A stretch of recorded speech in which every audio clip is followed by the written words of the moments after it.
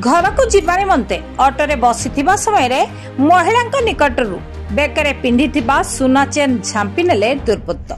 सूचना अनुसार बालेश्वर जिला सिमलिया थाना अंतर्गत जामुझाड़ी बस स्टाण्ड निकटरे एक ऑटोरे वासुदेवपुर अंचल ममता राणी प्रधान बसिथिबा बेले पछपटु बाइक रे 3 जण दुर्बृत्त आसी बेकरे पिंधिथिबा सुना चेन को झांपी नै सोर अभिमुखे पळा जाइथिले। ममता चित्कार करिबारु स्थानीय युवक दुर्बृत्तक पीछा करथिले।